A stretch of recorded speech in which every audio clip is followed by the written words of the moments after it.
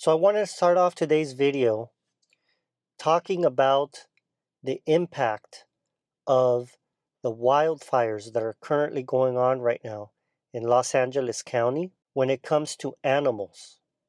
So that's another situation that is going to have a large impact in the years to come.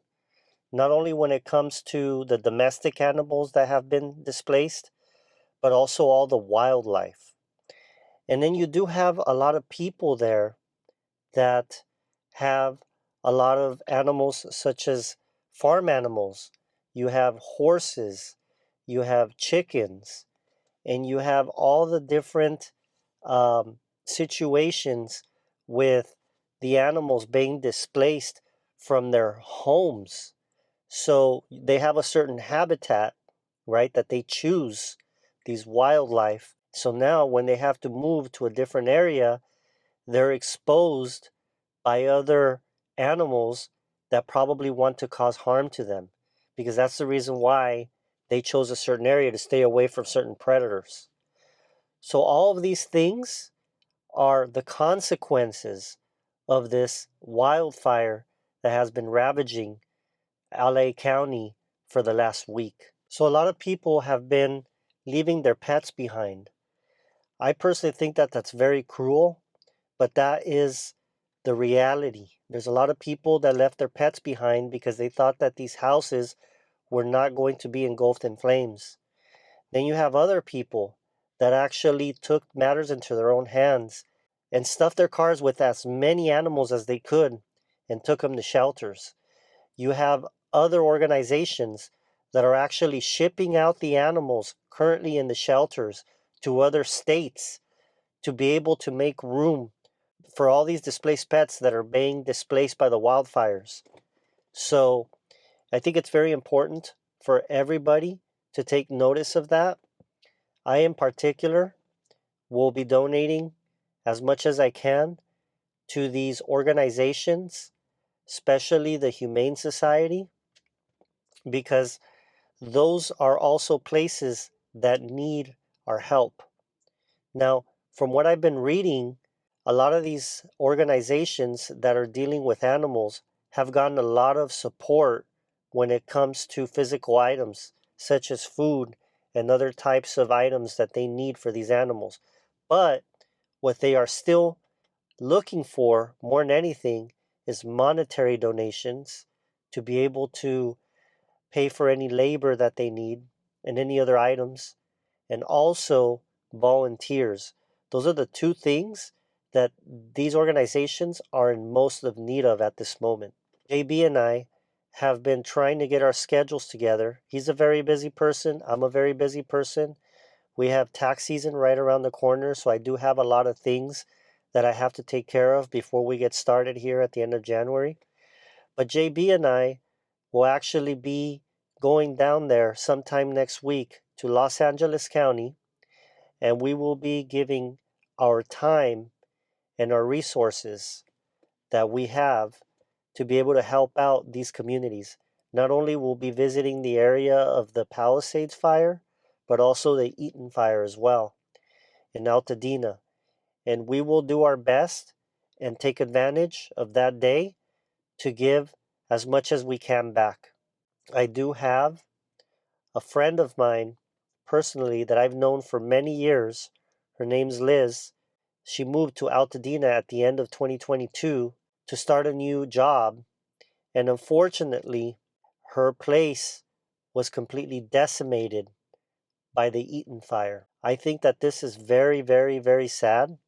The fact that, just like her, there's hundreds and hundreds of people that are in a similar situation. Now, luckily, she was able to evacuate right away. She took matters into her own hands. Her and her dog evacuated her place, but she lost all her material belongings in the blink of an eye. So that is just one story out of hundreds here in Los Angeles County who have suffered PTSD because this happened so fast and so sudden. It didn't give a lot of people time to properly respond, especially because there's a lot of people out there that they think that this type of thing can never happen to them. I'm going to go ahead and leave a link to her GoFundMe on my video description down below. You are more than welcome to give any monetary donation that you can. Also, I'll be putting other links down below of other organizations that I think are very important and that are doing their best to be able to help people out in these types of situations at the moment. You have the Pasadena Humane Society. Then you have the Little Lion Foundation, which they're a little nonprofit that I found online that care for cats in particular. And then you have the Westwood Recreation Center that's also allowing people with small animals to give them a place to be for the meantime, and the Richie Valens Recreation Center as well.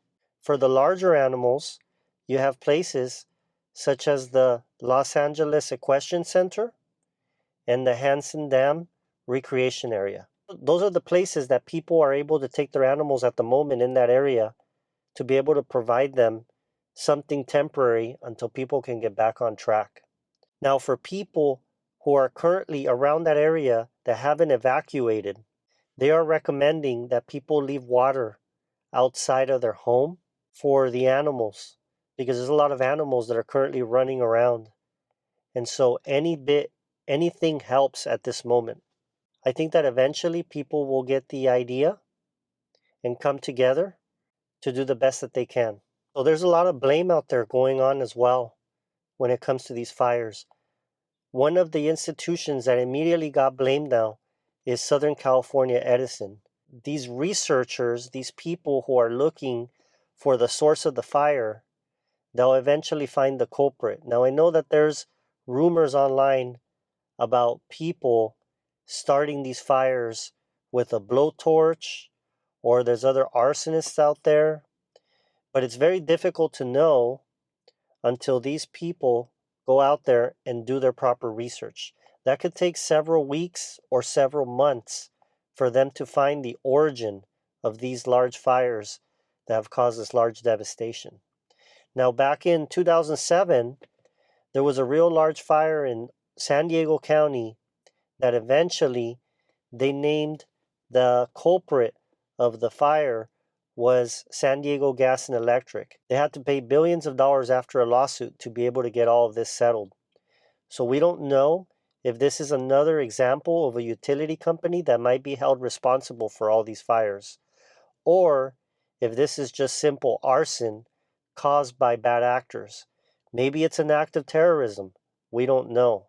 But eventually, time will tell. There's a really good website that I found online that I think a lot of people should check out. It's called laist.com, and they have a lot of information regarding these wildfires. They have updated information on all these wildfires, and it's very difficult sometimes to find a site that specifically targets all this information, puts it all in one area, so people can actually keep up to date on everything that's going on. I highly recommend that you check this website out. This website gives a lot of good information about how people can help out and the stories behind certain victims and other different articles that have a lot of good information for people to make their own conclusions on how these fires eventually got started. Continue to do what you can. This situation has gotten really out of hand, and it looks like the winds haven't exactly died down yet, but this is a clear reminder that these fires could happen anywhere in the nation. Even in places like where I live at in the desert are prone to having large wildfires sweep over large swaths of land and devastate entire communities. That's why it's very important for people to take precautionary measures and do the best that they can to be prepared in case of an emergency, so they can have a game plan on how to evacuate and what types of things matter more to them in a case like this. We live in a world that's very fragile. We see it all over the United States and all over different countries, where in a blink of an eye, there could be major devastation in your community. Insurance costs are out of control, just like I mentioned on the previous video. And there's nothing that we can do to stop that. All we can do is be prepared for the next emergency. So I will continue to provide you guys videos with pertinent information that I think will make you a better person. And I'll see you on the next one. Take care.